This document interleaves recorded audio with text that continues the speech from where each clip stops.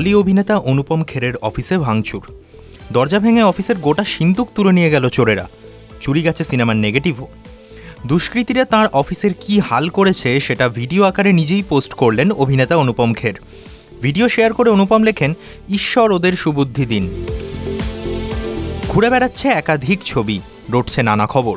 শোনা যাচ্ছে তিক্ততা কাটিয়ে ফের নাকি জীবনে নতুন ইনিংস শুরু করতে চলেছেন টেনিস তারকা সানিয়া মির্জা ও ক্রিকেটার মোহাম্মদ শামি। পাক ক্রিকেটার নয়, ভারতীয় ক্রিকেটারেই নাকি এবার মন মজেছে তাঁর।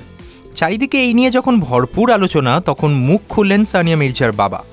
এক সাক্ষাৎকারে সানিয়ার বাবা ইমরান বলেন, এসব বাজে কথা, দুজনের আলাপই নেই। বিশ্ব সঙ্গীত দিবস এবং বিশ্ব যোগা দিবসে কি বার্তা দিলেন গায়িকা হৈমন্তী শুক্লা? বললেন, আজ ওয়ার্ল্ড মিউজিক ডে এবং যোগা ডে। একটাই কথা বলবো, বেশি করে গান করুন, কারণ গান করলে মন ভালো থাকে, সেটাও যোগারই অংশ।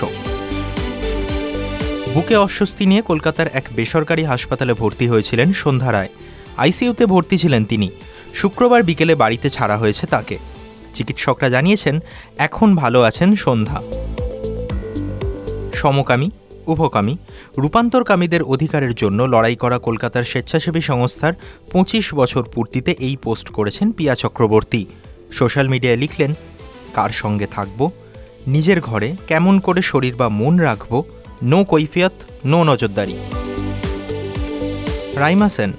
সেন বংশের সঙ্গে তার যোগ দিদিমা মহানায়িকা সুচিত্রা সেন এবং মা মুনমুন সেনের কারণে। সেই কারণেই কি রাইমা সেন পদবীকে ছাড়তে পারেননি সিনেমায় নাম ব্যবহারের ক্ষেত্রে? এক টক শোতে রাইমা বলেছেন, রাইমা সেন সেন বংশের সঙ্গে তাঁর যোগ দিদিমা মহানায়িকা সুচিত্রা সেন এবং মা মুনমুন সেনের কারণে। বাংলাদেশে তুফান ছবি মুক্তি পাওয়ার পর থেকেই সর্বত্র তা নিয়ে চর্চা তুঙ্গে। সাকিব খানের বিপরীতে মিমি চক্রবর্তী নাকি বেশ নজর কেড়েছেন। তবে এবার ছবির তৃতীয় গান দুষ্টু কোকিল মুক্তি পেতেই বিপত্তি। পোশাক থেকে গানের কথা, নেটিজেনদের হাতে চরম ট্রোলড হলেন মিমি। কথায় বলে 40 পার হলেই নাকি পরে চালছে।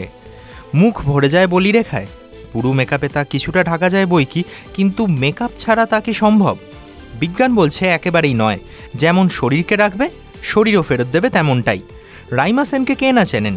উইকিপিডিয়া জানাচ্ছে বেশ কিছু বছর আগেই 40 পার হয়ে গিয়েছে তাঁর, এমনকি 45 ছুঁতেও বাকি নেই বিশেষ। মেকআপ ছাড়া মুনমুন কন্যাকে দেখেছেন? এতদিনের যাবতীয় মিথ হবে গায়েব। বাংলা টেলিভিশনের হ্যান্ডসাম নায়ক সৈয়দ আরফিন। মাস 3 আগে জানা গিয়েছিল তিনি বিবাহিত। স্ত্রীর নাম তানিয়া মুখোপাধ্যায়। এবার তানিয়ার সঙ্গেই পাহাড় ভ্রমণের একাধিক ছবি শেয়ার করেছেন তিনি। ছবিগুলো পুরনো হলেও স্মৃতিগুলো আজীবনের, জানিয়েছেন আরফিন।